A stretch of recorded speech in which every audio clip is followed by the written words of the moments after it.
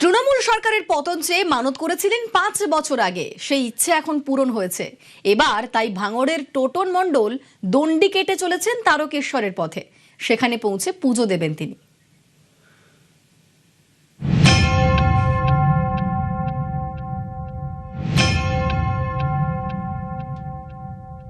আমি বাড়ি থেকে মানত করেছিলাম, সরকার যদি পাল্টায় আমি আমার বাড়ি থেকে দণ্ডি কেটে তারকেশ্বর ধাম বাবার কাছে যাব।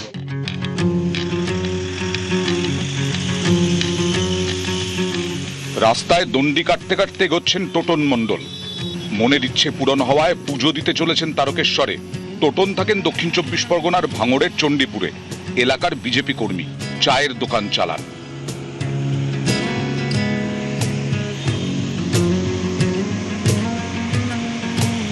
দু 2021 সালে টোটন মণ্ডলের এই দোকান ভেঙে দেওয়ার অভিযোগ উঠেছিল তৃণমূল আশ্রিত দুষ্কৃতীদের বিরুদ্ধে।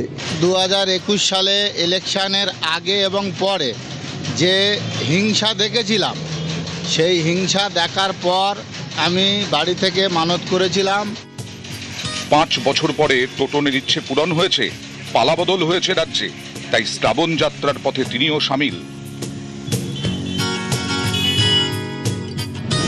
সড়ক পথে ভাঙড় থেকে তারকেশ্বরের দূরত্ব প্রায় 100 কিলোমিটার। দণ্ডি কেটে এই পথ পাড়ি দিচ্ছেন টোটন মণ্ডল, সঙ্গী ভাইপো।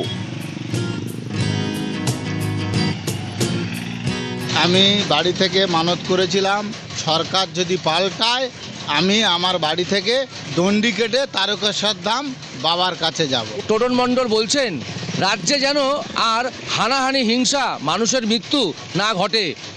তাই তারকেশ্বরে বাবাধামে দণ্ডি কেটে যাচ্ছেন ভাঙড়ের বাসিন্দা টোটন মণ্ডল। তো মঙ্গলবারে গেল, আমি বললাম বাবা তুই কোথায় যাচ্ছিস? সকাল সকাল চান করছি, বলছে আমি তারকেশ্বরে যাবো। আরে কেন বাবা? বললে আমি এখান থেকে গন্ডি কাটে কাটে যাবো, আমার মানসিক আছে। এই পর্যন্ত কথা। ভাঙড় থেকে কল্যাণ মণ্ডল এবং বেলঘরিয়া থেকে সুবীর দে, নিউজ 18 বাংলা।